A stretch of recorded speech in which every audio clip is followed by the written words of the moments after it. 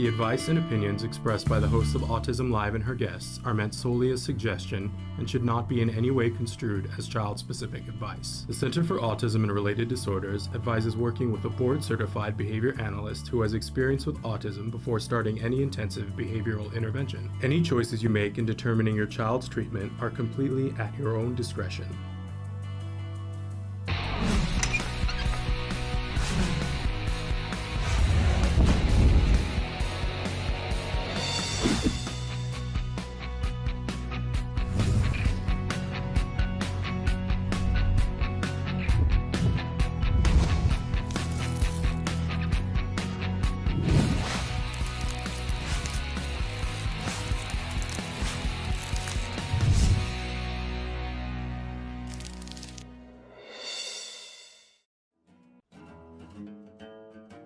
I got to do the U-turn around the thing? Okay.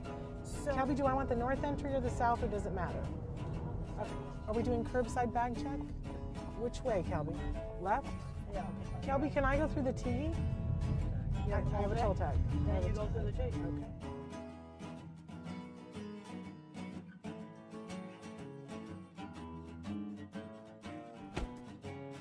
What do you do that, like, you could just spend 2 hours doing and have it suck all your time?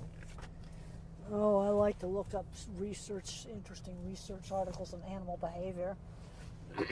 Found a really interesting European papers on how wolves are different than dogs that I read last week that were very, very interesting.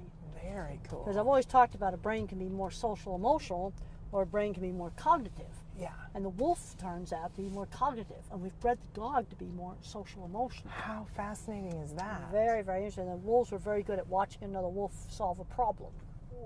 We were talking a little bit about television before, and I cannot believe that what you said to me, what you like to watch on television. Star Trek. I was a Star Trek fan when I was a teenager. I liked the Star Trek Next Generation. I was watching that when I was working on my PhD in the 80s.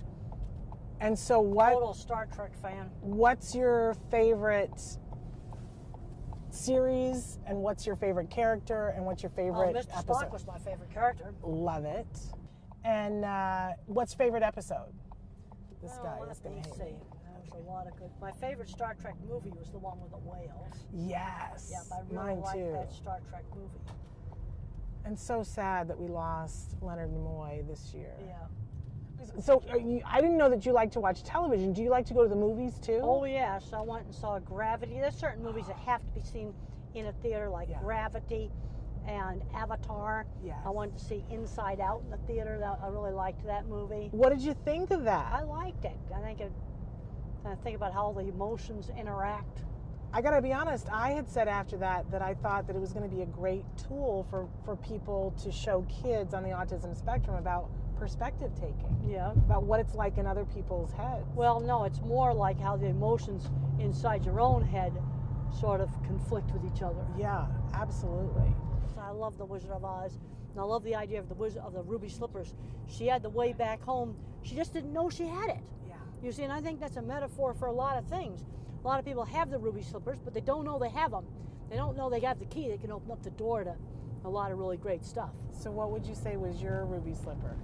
Well, I had, when some opportunities came up, like when I designed those dip vats, that was a major breakthrough for my business. And when the head of the feed yard came up to me and asked me if I'd do it, I said, give me 3 weeks.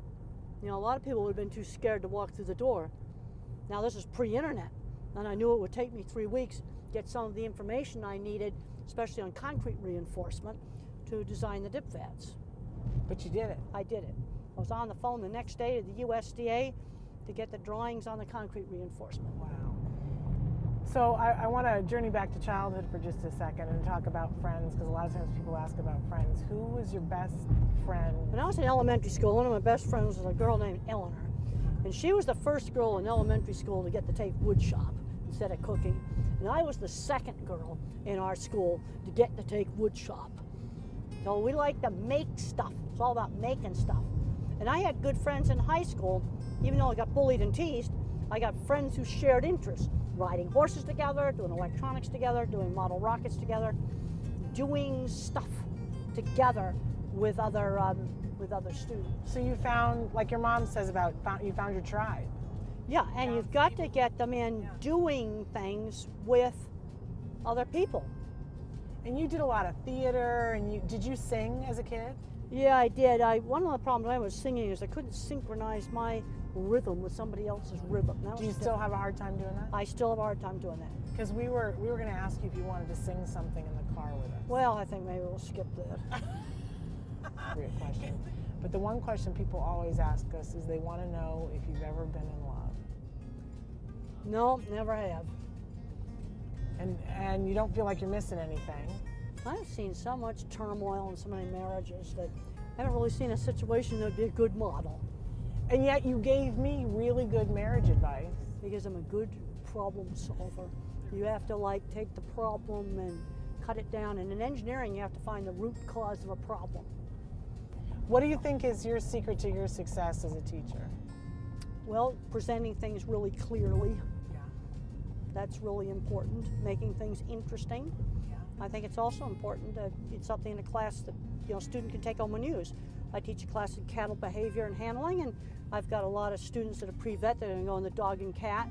Probably won't be handling any cattle. But I said, you want to design this corral system because it's visual problem solving. You have to figure out how to do it. It's not a cookbook.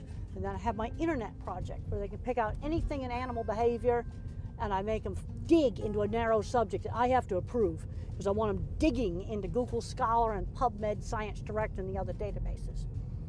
They got to learn how to find stuff online, and I'm finding about 2/3 of the students are not very good at that. How about this? Make magazine. This is the kind of thing that a lot of kids on the spectrum need to be doing. The cool stuff in here. Really interesting. Make Magazine is going to love that you Make did that. Magazine. It's a wonderful magazine. And I'm okay. Yes, and they're resurrecting old satellites from mission control and an abandoned McDonald's. That's the kind of stuff I really like. These are the kind of magazines we need to get in school. Make Magazine, Business Week, Science, Nature, Wired. We got to show kids out there. There's all kinds of super interesting stuff out there. Open but up if the they brain. don't see it, then they don't know about it. the I other like night. to geek out on construction sites. I like to salivate over all the equipment they've got that we didn't have, like really cool man lifts and nice scaffolding. We didn't have any of that stuff. You didn't. No, we didn't. What did you guys have? Horrid, A compass? Horrid ladders that were really dangerous is what we had. I'm going to pull up right here. Okay. We're going to get your stuff out.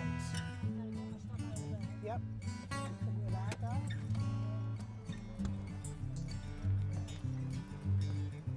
Oh. We have to get the mic back from you too. Oh, you took it off already. You're good. I'm attached to mine.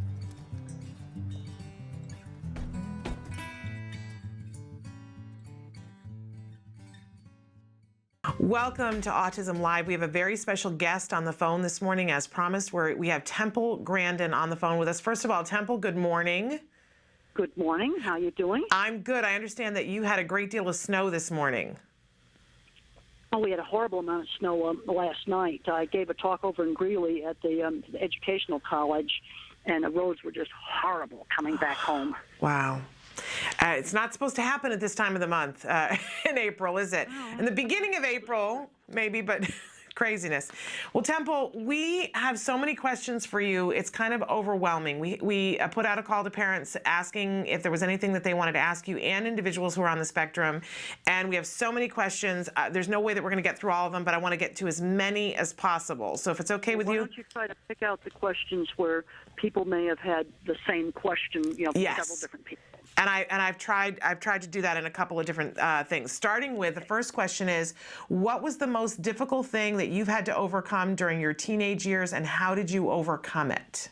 Oh, teasing and bullying was absolutely the worst. And the only place where I was not teased and bullied was when I was horseback riding or doing Model Rocket Club or doing electronics lab. Those specialized interests were refuges away from teasing.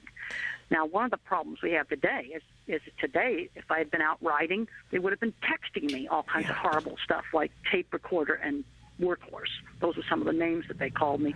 Teasing was worst possible thing. I can't emphasize enough the importance of getting these kids involved with shared interests, like electronics, school play, band, because those can be refuges from teasing. Okay, absolutely wonderful question. This is a great question that came in from a viewer. What do autistic people pay attention to when they are communicating with other people? Well, when I was young, I didn't even know about all the little subtle eye signals. I didn't even know they existed until I read about them in a book when I was 50 years old. And, that's sort of like not knowing the language. Now, today, there's so many educational materials that can teach people those things. Absolutely. But for younger kids, when you were younger and you didn't know about those things, what kinds of things did you pay attention to? Well, I could knew if somebody was laughing out loud or if somebody was mad. I certainly understood that. It was the subtle things that I did not understand. Yeah. Interesting. Was there something, though, were you somebody who looked at people's faces, or did you just listen to the tone of their voice before you knew about those subtle things? Well, the only subtle sign that I picked up was tone of voice. Okay. And when I was getting my business started, I would sometimes call up clients, and if they had a little whine in their voice, then I knew that maybe they weren't happy with me. And that's a subtle signal that animals pick up.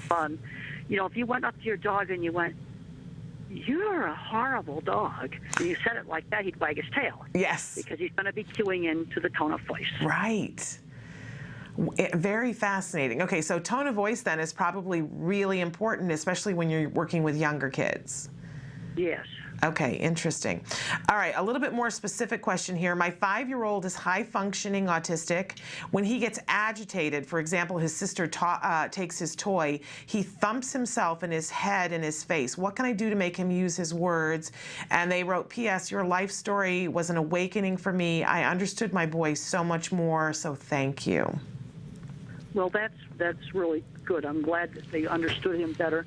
One of the things we've got to do is teach kids about turn taking, because I was reading some research where some of the executive function problems can be improved with the kid has to learn how to inhibit a response. And I was taught turn taking with the Parcheesi board. Also, I had to learn that you've got to give those dice a fair shake. And I was always encouraged to speak. But I think working on activities where he has to inhibit a response will help on this.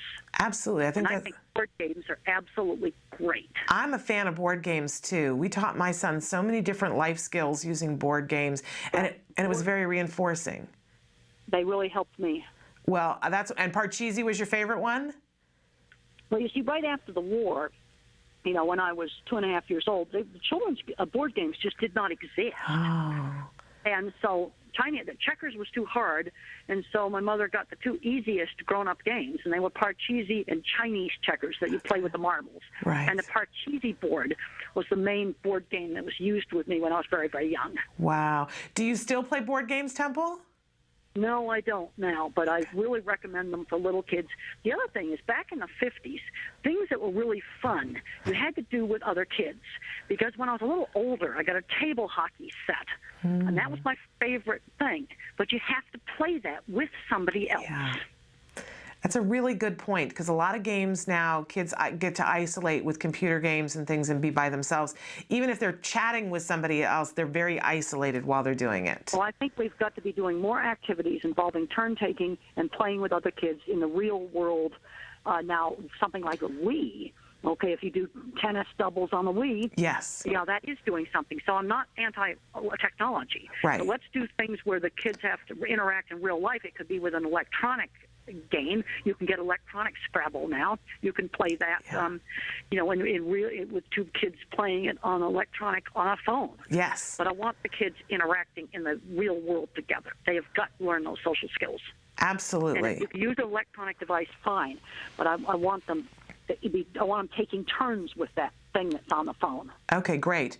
Interesting that you brought up technology, because our next question was about getting equipment and technology and finding funding for it. And they wanted to know if you're aware of any grants or insurance that would help to cover that. We're looking for an iPad, since it has apps that can help with speech issues and task management.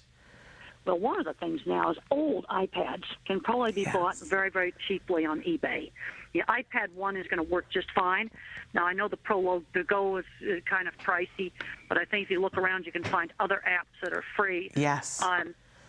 Also, for older kids and high-functioning kids, there's fabulous free college courses online. Yes. Things like Coursera, edX, and Udacity, and Khan Academy.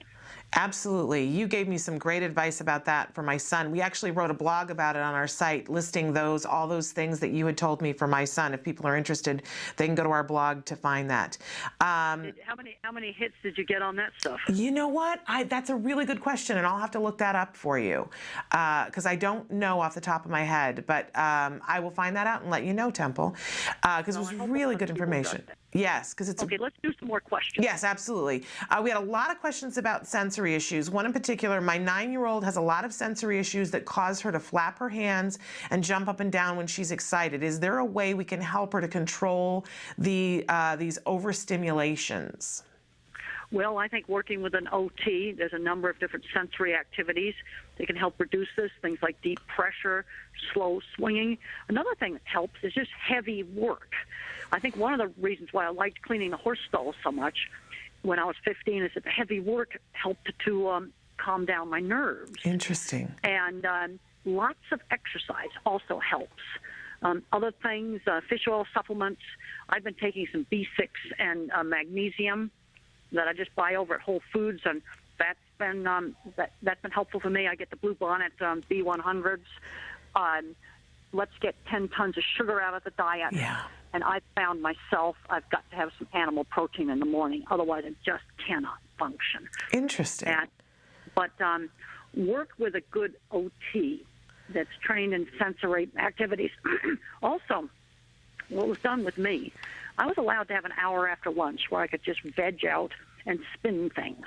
But then there were other places where it was not allowed, like the dinner table or in the classroom. But some of these kids need to have sensory breaks where they can do a calming activity. And one of the reasons some kids do these behaviors is that they are calming. Yeah. But the problem, you let the kid do it all day, his mind's not going to develop. Yeah. Yeah, well, I think that's super duper advice. You had talked the last time we talked with you about limiting the amount of time that they could stim, and we've had several parents write in and said they've said how effective that has been working with their kids. Good. Very good, good advice. We limit it. We don't eliminate it. We limit it. Absolutely. Super advice. Somebody wants to know, what are your thoughts on yellow street signs similar to those for deaf or blind people for neighborhoods with autistic children? I'm battling with my city trying to get one. They say they're only available for people with physical disabilities or sensory issues. I say to them that autism can be both, but they won't listen. What kind of signs they're trying to get? I don't understand. They want to put up like a yellow sign like you would put up for a deaf child or for a blind child, notifying people in the neighborhood that they need to use caution and slow down. And she wants to know what you think about that to label. We had one in our neighborhood that said deaf child area so that people were just a little bit more aware. She's wanting to put up one that says autistic child, and she wants to know what your thoughts are on that. Well, you could just get your own sign and put it up. That's true. That's true. But do you think if there's anything negative in terms of doing that and notifying people in the neighborhood? One of the problems is I think drivers might get confused because they're going to know what a deaf child is. Yeah. But, you're not sure what an autistic child's going to do. See, sometimes they get so much in their own world that they act like they're deaf. Yeah. They're not aware of what's going on around them. And so maybe if the concern is that the child elopes, maybe they need to put up a deaf child sign. I think what she's concerned about is safety. Just put up a sign, something. I know that a lot of people don't like the word handicapped, but I'm looking at drivers. Yes. Going down a street. For them to understand. I think they're going to react better to a sign that said handicapped child caution than autistic child, because they're not going to know how to react to that. Because you don't know who's driving down that street. Great. And speaking of driving, our next question is about driving. What challenges did you face when you first learned to drive? My son is 16, has Asperger's, and doesn't want to drive, but will if pushed to. He's a very good driver with a few exceptions that make me too nervous to let him go out on the road alone. Just wondering how you felt and how you handled this experience. Well, I spent a year on easy roads before I did any freeways or did any traffic. Okay. You've got to get the driving, in other words, braking, steering, and gas, so practiced that it becomes like autopilot, Yeah. to where you don't have to think about that. And then ease into, more difficult traffic. And that deals with the multitasking problem. He needs to just get hours and hours and hours behind the wheel, parking, driving in totally safe places, like a big supermarket parking lot, Yeah. the little road in a suburban cul-de-sac. Yeah. Practice, practice, practice. Because what was done with me was out on my aunt's ranch. The mailbox was 3 miles away, and 6 days a week, I drove the car up to the mailbox on a dirt road. Actually, it was a pickup truck with 3 on the column with a really awful balky clutch. So that was 6 miles of driving I did a day with my aunt sitting right beside me. Nice. For an entire summer. And that's a lot of practice. He's Yeah. got to just get in the hours of practice. Okay. And then you go on an easy suburban street where you got to do a few lights, there's just a few other cars, and you gradually work into more difficult situations. Okay. Were you excited to get behind the wheel, though, or were you a little bit reluctant in the beginning? I was reluctant. My aunt just said to me, "We're going to start to learn how to drive." Okay. And the very first day, she didn't make me deal with the clutch. And so I sat beside her, and I steered the truck. Okay. And as soon as I got used to steering, then she got me in the truck, and I had to deal with the clutch, and the truck lurched forward. But we were in a dirt driveway where there was nothing to hit. Okay. And I had to learn how to work that clutch. But I was doing this all out on dirt roads where there was just hardly any other cars around. Right. Right. Fascinating. Okay. Good. Good to know. Next question is about a 10-year-old who protests for every single task, wants to really do nothing. What strategy do you suggest, Temple? Well, when you say wants to do nothing, Yeah. just what are some of the tasks he's being asked to do? Well, and she doesn't go into any further detail on that, but we do have a couple of other questions that have to do with this too, of children who just really want to sit and veg, that they're being asked to get dressed, asked to go to school, asked to go outside and play, asked to engage in activity, and it's not even that they're wanting to play video games, they just want to veg. And well, some of this is really, really high anxiety. Okay. Because I can remember one time getting into big panic attacks and wanting to just stay in my room and not do anything. My mother would just come and get me out. Okay. There was one thing, they weren't going to let me be a recluse in my room. Yeah. Just wasn't going to be allowed. And when I was at the boarding school and I was not doing very much studying, I was doing a lot of horse stall cleaning. But the place where they drew a line in the sand is I was not allowed to just stay in my room. I had to show up at meals. I had to show up at chapel. I had to go to movie night. And I didn't want to do movie night because I was nervous, so they made me projectionist. Oh, great idea. That's wonderful.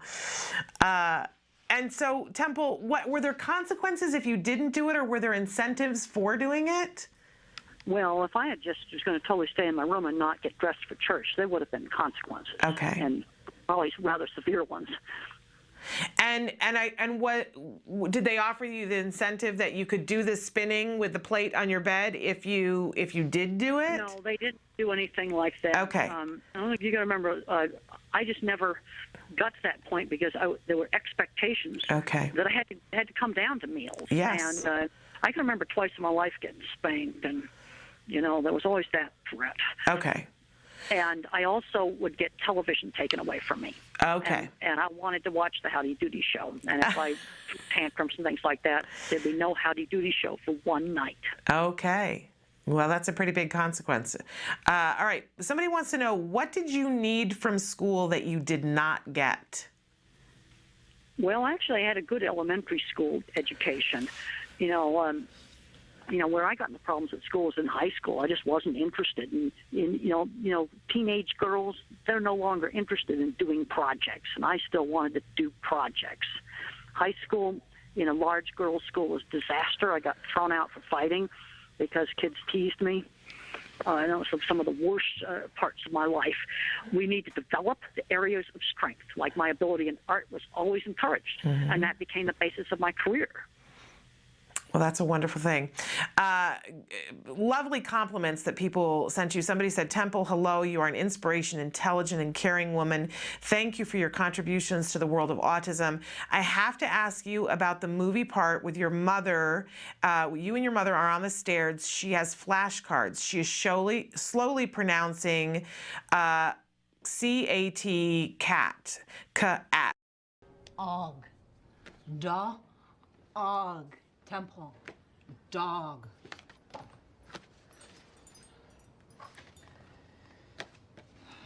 Temple. Cat. At. Cat. Temple. Tra. Ma. Me.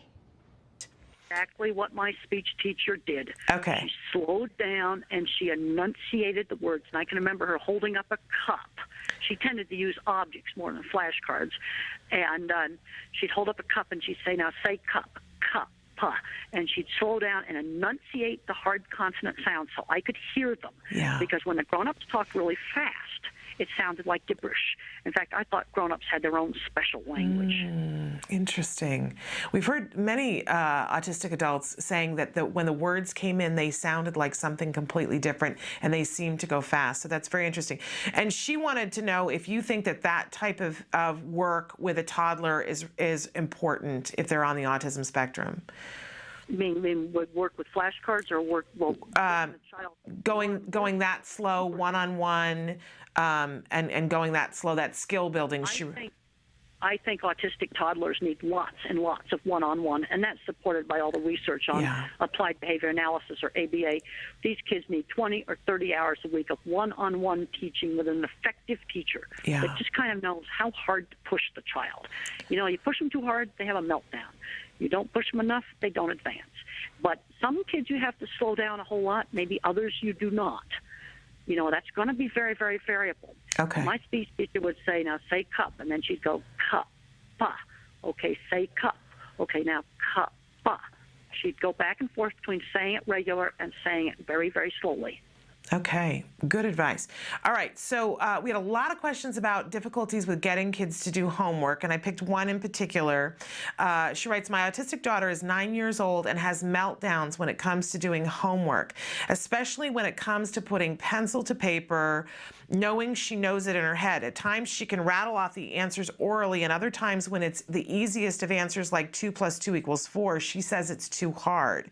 She cannot focus on the task. I give her little breaks and don't pressure her, but a sheet of homework can last for hours, and a lot of screaming, stomping, crying, biting, punching, throwing things, etc. in between.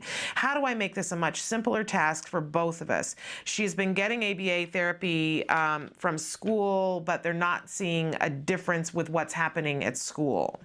Well, first of all, I've got to try to figure out what's going on here, whether there's some kind of sensory problem with the writing instrument. See, this is the kind of thing where I've got to get a lot more information about why she's throwing these fits. I've got to make sure that maybe she has a problem with fluorescent lights, you know, in the place where she has to do the homework. Because this is sounding, it's so severe, it's sounding like a sensory issue. My problem with doing homework is I just was not interested. It was not a sensory reason. And I only knuckled down and started studying in high school when I had the goal of becoming a scientist. See, that's a different thing. And maybe a child that's got some kind of sensory issue doesn't like touching the paper or something. You know, maybe she should do her homework on a computer. You know, I don't know. I'd have to ask a lot more questions. So, but the potential to change the variables up, because it also strikes me that she mentions that she can, a lot of the times she can do the question in her head, but when it comes to the easiest of answers, that she says it's too hard.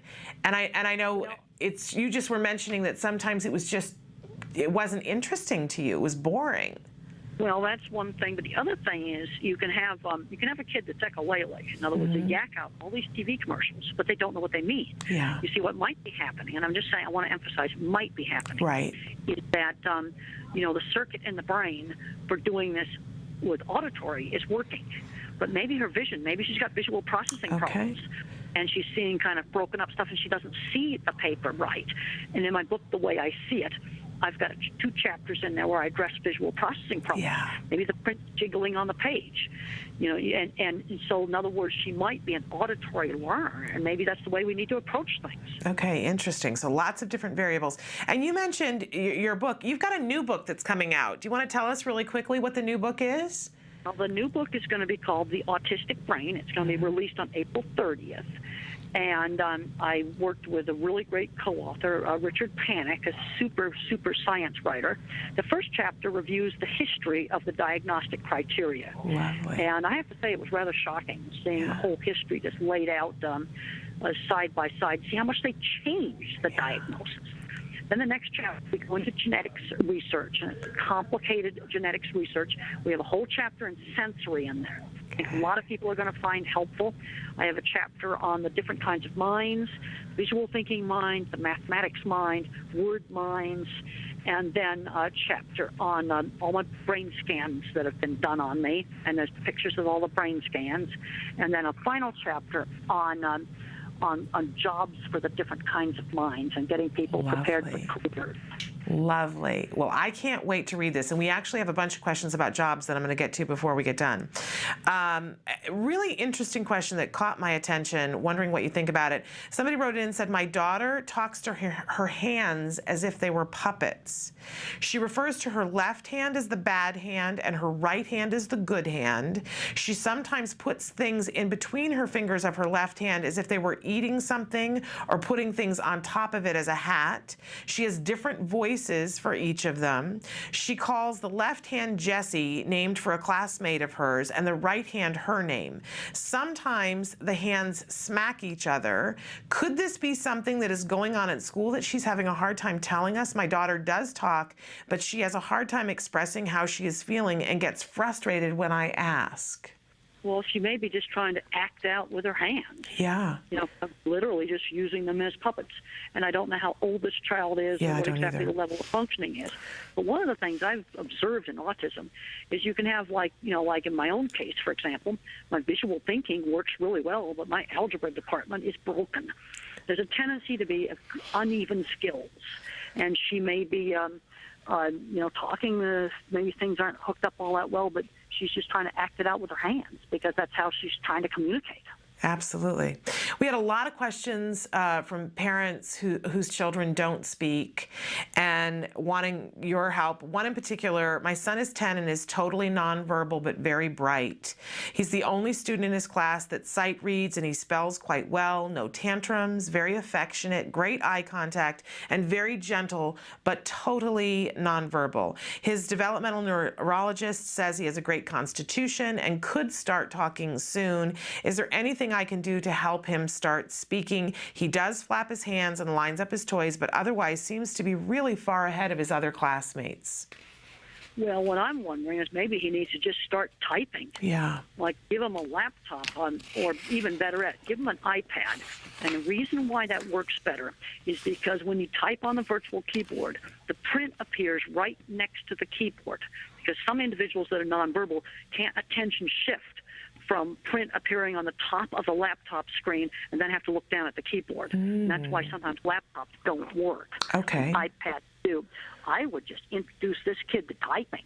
Okay. Because I think he might become totally fluent typing. Yeah, absolutely. I think that's great advice. I would definitely try that, and I would probably start with an iPad because that solves the attention shifting problem. Love that. So many people wanted to know about telling their child that they have autism and when you knew that you were autistic, and if you have suggestions about how and when to tell someone that they're on the spectrum. Well, if a kid can read, I mean, I have the book, Cy Montgomery book, Temple Grandin by Cy Montgomery, which is a really nice little book. Mm-hmm. And there's a number of children's books out. There's Little Rain Man by Karen Simmons. But the thing I'm seeing is I'm seeing too many kids on the high end of the spectrum getting hung up on their autism. Mm-hmm. All they want to talk about is their autism rather than about their science project, or they like, rocket ships, or they like dogs, or they like to do their math homework. I'd rather see them get hung up on something else. Yeah. Autism is an important part of who I am, but my other activities is my primary identity. And now for older individuals, when they're having dating problems and marital relations problems, this is where diagnosis is really helpful. Yeah. And I discussed this in my book, Different Not Less, where 14 people on the spectrum get diagnosed in the 40s and 50s and 60s, and that diagnosis really helped with their relationships. Yeah. And all the people in that book had jobs all their life. But I'm seeing too many smart kids getting so hung up on autism that they're not learning how to work. And I think this is a really serious problem. Yeah. And when I was 13 years old, I had a mother arranged a little job for me, sewing clothes for seamstress. When I was 15, I was cleaning horse stalls. When I was 16, I was doing carpentry work, shingling the barn roof. Painting signs for our school events. I had lots of work experience. Absolutely. How old were you when you first knew the word autism? Probably end of elementary school. Okay. And was it your mom who talked to you about it? Yes. And how did she explain it to you, Temple? Well, you see, this is the thing. You got to remember the era that I live in. Yeah. And there was no autism materials. There's no books or nothing that she could explain to me. Just explained that my brain was kind of different. And none of the materials that are available now were available. There were no support groups. Yeah, but in a way, I mean, we all look at you and you've done so well, and clearly she explained it to you so that it was something that was different. And of course, we know that it was important for your mom to know that you were different but equal, not less. Different but not less, as you've said. The other thing that was done with me is things I was good at was encouraged, but I wasn't praised for every little tiny thing that I did. When I was around 3rd or 4th grade, I made a beautiful clay horse, and that was praised. Yeah. And when I did a very nice watercolor of a beach, that was put in a professional frame and hung on the wall with the professional pictures. But every little piece of art I brought home, crummy little thing I brought home from school, I can remember an ashtray I made in the 1st grade.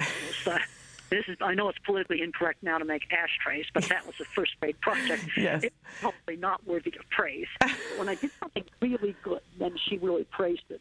Okay. So you knew when you did something well because she saved the praise for that. She saved the praise for the really good stuff. Okay. You brought up the whole idea of romance and relationships, and we had a lot of people writing in for advice about that. One mom in particular who said, my son is 17 and I would like to know... Oh, no, I'm sorry. That's another one. How can I help my 20-year-old son with autism meet a girl or at least a companion? There is no hurry, of course, as he is anxious and afraid to deal with such an issue. He already works, drives, and manages his bank account, helps pay his bills, etc. There are times that he would like to have someone his own age to go to movies with and or travel with. And we had lots of people who wrote in, Temple, and said, how do we help our teenagers and our young adults to meet people with like interests for the potential for romance? Well, I think we've got to get involved with the shared interests. I mean, I know a lady named Jennifer Myers, and she's got a very nice book on learning life skills. And Jennifer met her husband at a science fiction convention. That's an example of shared interest. Yeah. They're both computer people. Or they met each other at a historical reenactment society. Get involved with events where you get these intense shared interests. Yeah. And that's where you can find a soulmate. Most of my friends are involved with autism, animal behavior, or scientific stuff. And so you have your core group of friends shared interests. That's right. So get your son involved with. First thing I'd ask that mom is, what's your son interested in? Yeah. What's your son doing at work? Does he really like his work? Obviously, if his work was janitor work, I don't think you want to have shared interest in that. Right. Let's say he worked for a computer company, or he worked for something else, something a bit more interesting. There might be a shared interest there. Okay. But that's where things are going to be the best. It could be an art group. It could be a drama group. It could be a choir, a church choir. It could be all. So then maybe you do other singing things together. Okay, great. And would you say that because we also had people with younger kids writing in saying, how do I work on friendships without the romance? So would the same thing apply to the younger kids as well? Okay. Same thing. Shared interests. And the other thing we've got to work on is the turn taking. Yeah. And the kid not totally monopolizing the conversation. Like there's kind of a good rule of, told, I got fixated on things like carnival rides. Well, okay, I only tell that story twice, because I go on and on about that and just drive people completely crazy. It's the same thing, shared interests. Okay, wonderful. Somebody wrote in, you were talking about algebra just a second ago. They were wanting to know, they had heard you talking and saying that there was one type of math that was particularly difficult, if not impossible, for people with autism. Other people wrote in and said that wasn't quite exactly right, that you mentioned that you're not good with algebra, but they want to know, would that be true of all people with autism? And it seems like a lot of our viewers were concerned about math problems that are considered word problems, that their children are having difficulty with those. Problems. I have a problem with word problems because you got to sequence information, and I just don't get a lot of the word problems. And when it comes to things like algebra, it was horrible for me as a visual thinker. But there's other kids on the autism spectrum, they do algebra just fine. Yeah. So it's very variable. Okay. The pattern I tend to see, and I have a whole chapter on this in the Autistic Brain book, is I'm a photorealistic visual thinker. I can visualize things photorealistically in my head. I have trouble with algebra. Then you have another kind of kid. He's a math genius. He's good at everything in math, but may have trouble with reading. And then you got a kid that's a word kid, and he'll know everything about his favorite movies or about, cars or whatever his interest is. Math skills, just average, not a visual thinker. And then you've got others that are an auditory learner, and they learn everything through their ears, and they are not a visual thinker, and so often they have visual processing problems. So key is figuring out which one of those areas your child fits into, which will help you to know how to address issues. Well, and the thing is, you can get mixtures of these things, too. But those are definitely, you can get mixtures. Okay. But it's very, very variable. But there is a tendency to be good at one thing and bad at something else. That seems to be kind of universal, the uneven skills when you get on the higher end of the spectrum. Okay, awesome. We had a lot of questions about your mom, your awesome mom. Somebody in particular wanted to know, what do you think your mother would say is the single most important thing she focused on when raising you? Well, she just focused on, she had a good sense of stretching me. She just knew how hard she could push. Push too hard to get a tantrum, but she was always stretching me just a little bit outside my comfort zone. I'm seeing too many kids that are kind of coddled too much, and they aren't learning how to shop and things like that. Now, obviously, no surprises. Surprises cause panic. You absolutely cannot have sudden surprises. Okay. But she kind of just knew just how to kind of stretch me and get me to develop. Okay, awesome. What an awesome lady your mom is. Somebody else wants to know, do you have strategies that you have found successful in working through emotional highs and emotional lows? Well, a lot of that's been controlled now with antidepressant medication. When I got to be a teenager, I had a horrible time with constant panic attacks and anxiety, and that is controlled with antidepressant medication. Okay. And, I have a lot of information on medication in the Way I See It book and Thinking in Pictures. Oh, there's way too many medications given out to little kids like candy. But for me, a low dose of an antidepressant stopped the anxiety. Okay. And you've got to use very, very low doses, because if you use too high a dose, you're going to get agitation and insomnia. I've had probably 100 parents say to me, oh, he did just wonderful on a low dose of Prozac, and we doubled it, and it was just horrible. Okay. He should have stayed on the low dose. And we had a lot of questions that came in about medication, those sorts, and people were wanting to know, how do you feel about prescription medications versus homeopathic medications for anxiety, if you have any preference? Well, I think we need to get rid of all this fighting between the alternative and regular medication.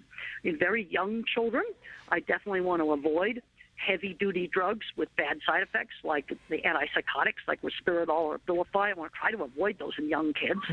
Let's do some of the diets first. Yeah. Those help a subset of kids. Dairy-free, wheat-free, maybe try some B vitamins and some magnesium. Fish oil supplements have a good effect on the brain. Not eating a ton of sugar, getting plenty of exercise. Yeah. Let's do some of those things first. But there are some older kids and adults that are going to need some careful, conservative use of medication. And I recommend that you read Thinking in Pictures and my second edition of my Way I See It book. I also have some information on templegrandin.com. Okay, awesome. I love this question. We had a lot of questions about educating other people about how how the autistic brain works, and I'm loving that you've got a whole book about this coming out. The question is how you learn to express the manner of your thought process so that others might understand how you think and thereby help you to understand how neurotypical people think. My child struggles daily with making themselves understood in a neurotypical world, and you seem to have gained an understanding, if not an actual knack for it.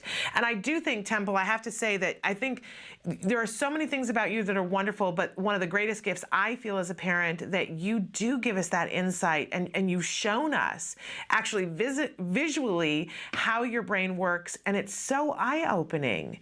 How can we help our other kids to be able to show us how their brain works? Well, first of all, when I was very young, I didn't know that other people didn't think in pictures. Right. And one of the mistakes I made when I wrote Thinking in Pictures was just thinking everybody on the autism spectrum thinks in pictures, which is not true. And then I started, reading more and more stuff and learning more and more things and questioning people about how they think. I realized how my thinking was different. And there's going to be a whole chapter in the new book just on this whole, different ways people think. I find this to be a very fascinating subject. Yeah. And I've read other self-reports. I have found that, some of the brain research and some of the self-reports were some of the best things that I read. Now, how can you tell if your little kid what kind of mind he has? It usually doesn't show up until 3rd or 4th grade, 8 or 9 years old. Okay. That is when I did my really good artwork, and my visual thinking showed up as artwork. Things like making a very nice clay horse, for example, and drawing. And you want to encourage the kid to draw lots of other things. If the kid's good at math, that's going to show up, in 3rd or 4th grade. Kid's good at reading, that's going to show up. First of all, what subject is a kid good at? Does a kid like to build with Legos? That's going to be both the visual thinkers and the mathematical thinkers. And then the word kids don't usually care about Legos. Interesting, very interesting, because I hear my kid in there. That's a wonderful thing. Okay, we have a question about dealing with when a child is perseverating on something, because, and of course I've lost it on the list here, but a parent who wrote in said when their child perseverates on something that it raises their anxiety. And what advice would you give to the parent about dealing with the child's perseveration? Do they stop it or let it be? And then if they're going to let the child continue to perseverate on something, how do they deal with their own anxiety having to do with it? Well, what was done with my perseveration, I was allowed to have an hour after lunch where I could spin things. And other times it was not allowed. Yeah. Dinner table, not allowed. So I think it's okay to give a child some times in the day where he can do some of this perseveration stuff. And then you have other times in the day where it's not allowed, like church and school and classroom. I think it's just fine when the kid gets home from school. He could have an hour to decompress and calm down and perseverate, maybe even play a video game for an hour. But then after an hour, then I want to stop it. And then for the parent who's feeling the anxiety when their child is perseverating, any advice on that, Temple? Well, I would just tell them that if you limit it, not to worry about it. Okay. They do these things to calm down. And I think it's best to allow some scheduled time where some of this stuff is allowed, and then other times we don't do it, like at the table, for example. Right. I love this question. I can't wait to hear your answer. Somebody wrote in, with your ability to see details, do you have any ideas or solutions for how Colorado can conserve or channel our water to be of better use for our crops? Oh boy, I'd have to do a lot of studying on that. I don't have the knowledge to answer that one. Now, pictures started to come into my head. I started seeing satellite photographs. I started seeing, when I lived in Arizona, the Salt River dams and things. But there's a lot of stuff I don't know enough about that to say anything. Okay, but I love getting an insight into how you begin to problem solve. Very fascinating. Well, the first pictures that came into my head were satellite photos that show rivers. Fascinating. Fascinating. A lot of people interested in your schooling. One person in particular who wrote it and said that they also attended the Hampshire Country School in New Hampshire from 78 to 81. That was the same private school that you attended. They want to know what you would have been gone by that point. And they want to know, did you know Miss Adelaide Patey, the director of the school? Oh, absolutely, I did. Adelaide was there, and then Henry Patey was there. Oh, yes, I knew Adelaide Patey really, really well. Wonderful. I'm sure they'll be thrilled to hear that. Lots of questions about finding jobs for kids that are on the spectrum and making sure that it's something that keeps their interest, and in particular about what to do earlier to get a child ready with job skills before they reach the age of 20. I think we need to start with 13-year-olds. This is the age where kids used to get paper routes, and I know the paper routes are gone now. And if you do have a paper route available, if it's a high-functioning kid, give them a paper route. So let's do other activities outside the home. How about walking dogs? And the thing I like about that is you have to do it every single day, rain or shine. Let's figure out jobs in the neighborhood. How about a tour guide at a little local museum? Some museums will take them at age 12.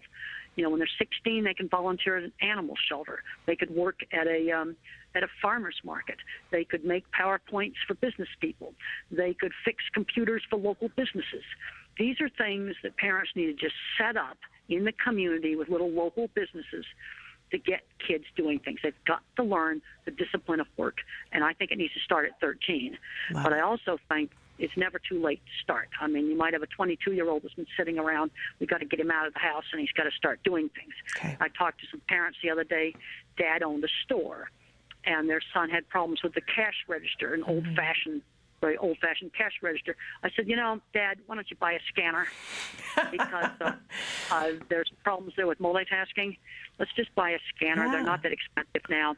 And then the 22-year-old's going to get his butt out of the house, and he's going to learn how to use the scanner, and that's not going to tax multitasking. Because the problem that you have is long strings of verbal information are not remembered, and multitasking can be a real problem. Absolutely. Got a question from a friend. She says, I have an autistic friend. He's pretty social, but he can't read and doesn't have a job. His parents have a lot of money, and he doesn't need to worry about working. He has certain obsessions like Bigfoot and movie action figures. For the most part, his obsessions are fully supported. He's been on Bigfoot hunts and spends thousands of dollars on action figures every year. I'm just wondering if you feel that it's okay to be following the same interests he's had as a kid, or do you think he should be guided to try to learn and read into more adult areas of his life and pushed to do more things? He's never been... I think we have to do ahead. With fixations is we need to broaden them out. When I was very young, I drew constant horse heads all the time. Mm-hmm. Well, you've got to broaden that out. Okay, let's do the horse's stable. Let's draw a picture of a place where a horse might go. In other words, broaden it out. Okay, Bigfoot hunts. Well, let's learn about some of the woods and the habitat where Bigfoot lives. Start an interest in botany, maybe. You see how I'm making an associative link. Also, this kid should have been, learning some work skills. Yeah. Now, I don't know exactly what his level of functioning is. That's something where I'd have to ask those parents some more questions. Right. So I could think of a job that would be appropriate for his level of functioning. But I would definitely try to channel this into something else. And, okay, we can go on a Bigfoot expedition, but then let's learn about some of the plants that are in that forest where you went on an expedition. Okay, so broaden it out. A lot of questions about schooling and recommendations for schooling. Some about, one in particular, my son has Asperger's and he's continually bored in school. Do you recommend homeschooling? I don't even know how old this child is. No, I know, and I don't either. I don't know anything about it. I would have to ask more questions. I was one of the teenagers that had to be taken out of a regular school. Mm-hmm. But if you homeschool a kid, you can't just let them become a recluse in the house. Right. They've got to be out. You've got to get lots of activities planned where they're out doing things. And if you're homeschooling high-functioning teenager, I think we need to get him a job outside the home. Okay, great. I love this one. Any advice you can give someone teaching an autistic child how to ride a horse? Oh, some kids do just great on a horse, and they oftentimes are a little bit afraid when they get on, but there's some nonverbal kids that said their first words on a horse. So there's something good about the rhythm and balancing. Now, I want to emphasize it's not for everybody. Yeah. Therapeutic riding is really wonderful for some kids and not appropriate for others. Same thing with service dogs. For some kids, it's absolutely the best thing. But there's other kids that are terrified of dogs because they never know when it's going to bark and hurt their ears. Right. So for one child, it's appropriate. For another child, it's not. Okay. Talking about math, and we talked about algebra a little bit, somebody wrote in and said, my 18-year-old son struggles with algebra too because he can no longer do the math in his head and hates calculators, working on them, but is excellent in chemistry, biology, principles of architecture, and construction. He wants to be a civil engineer. However, I don't know if the math is going to be a struggle and hold him back. Do you have any advice? Well, I couldn't do algebra, so I basically had to go into the field of industrial design. Okay. You know, when you build projects, you have both the industrial design part, the art part, the architecture part, and unfortunately, a lot of universities require algebra.